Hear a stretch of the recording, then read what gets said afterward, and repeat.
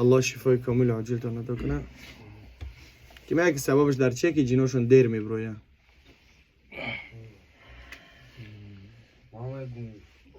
میگو سببش در چیه که دیر میبروین جناشون؟ نماز نمیخونن. هزار رحمت. هزار رحمت. نه جین زده را میشناسه. گناه اصلا کی؟ ما جین ندارم مولا. چی داری؟ خود جینی.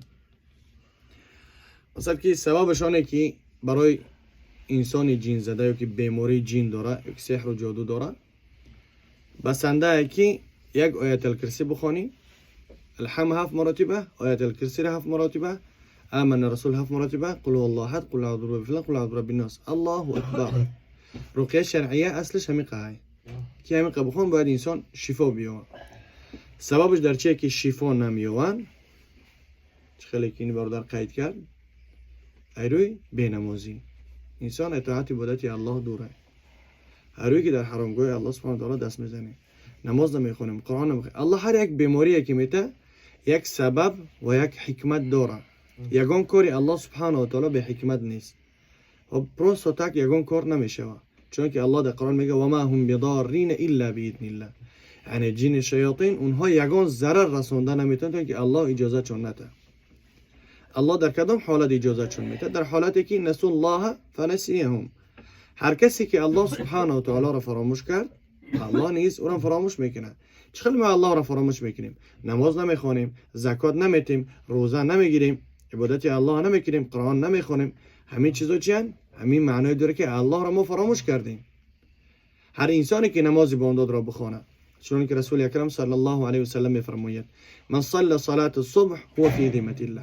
هر انسانی که نماز بامداد را بخونه او در ذمه خداونده. خداوند او را به عهده میگیره که او را یگان چیز ضرر رسانده نمیتونه. انسان که نماز که بخونه گرد اطرافش پری ملائکه میشه. انسان که نماز بخونه جن شیاطین نزدیک شده نمیتونه. یعنی سببش اینه که مثال نماز نمیخوانیم. هر کسی که نماز بامداد را نخوان هر مشکلی که بالای سرش میاد ای خودش ببینه که این رو چیکار کردم نماز بامداد را ترک کردم. فهمیدین برادران عزیز؟ یعنی بعضی خاران مسلمان هستن الحمدلله که 5 دقیقه که 7 دقیقه میخونیش والله جینش میبره. یعنی مرد از زن ضعیف شده به چی خاطر؟ یعنی الله میگه الرجال قوامون علی النساء. یعنی الله میگه ما مردها را با قوت‌تر کردیم نسبت زنها. چرا زنها را مثال بگیریم 3 دقیقه 5 دقیقه 7 دقیقه میخونیم جیناشون میبراین الحمدلله. اما مردها جیناشون چرا نمیبراین؟ در حالتی که آنها که الله مردها را با قوت‌تر گردانده است.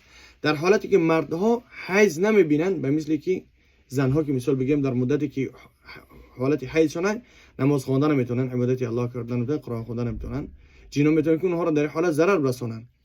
اما مردها حیض نمیبینن. پس چرا گفتی که پا عبادت الله دورن؟ چرا جن ها از بدن اینها دیر میبراین؟ چرا اینها را جن میزنن؟ آیا کسایی حیض میبینن که جنشون میزنن؟ آیا حیض میبینن که سحر و جادو ضررشون میرسونه؟ آیا که ما از زنها در ضعیفتر شده هستیم؟ ای برای جوان مسلمان که گفتی که پا جن شیاطینش بزنه باید شیطان ببینه بگریزه. گفتی که جوان مسلمانه الله برای ما و شما گفتی که سلاح تیار کرد اعوذ بالله من الشیطان الرجیم.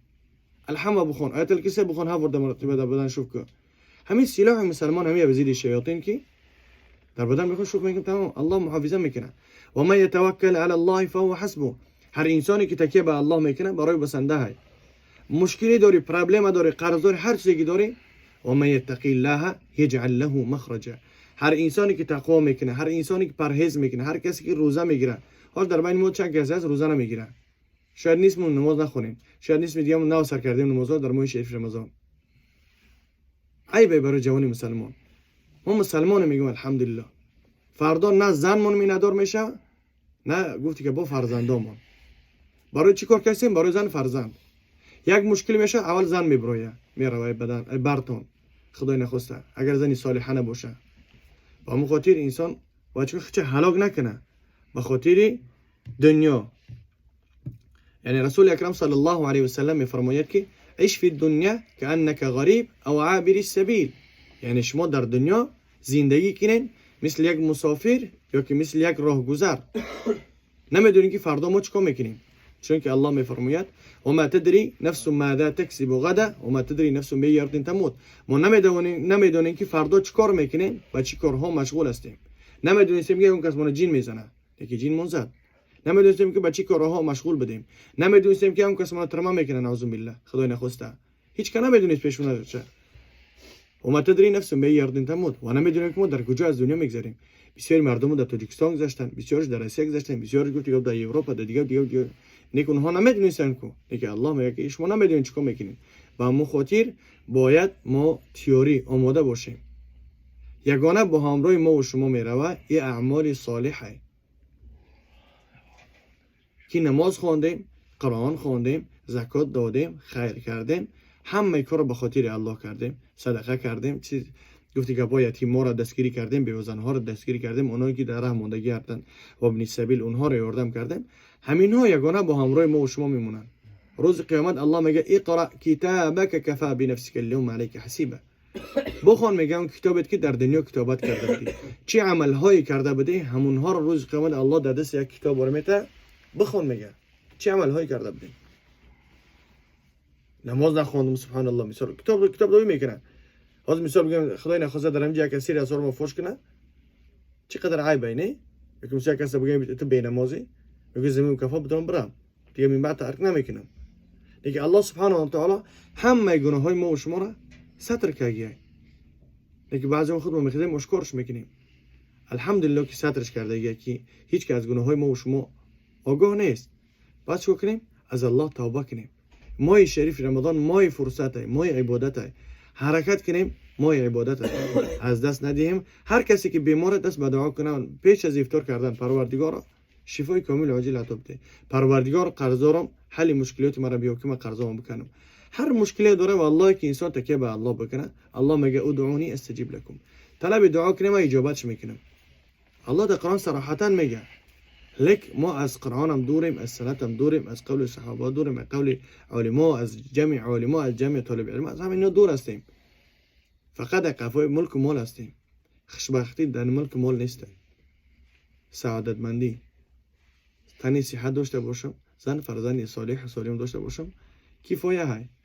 میلیاردر هم باشی، میلیاردر هم باشی، یک کاسه اوقات میخری، کم غلم باشی، یک کاسه اوقات میخری، زیادتر نمیخری. برای رژیم مشکم بدم قاعد. الله سبحانه و تعالی نگهبانتان باشه.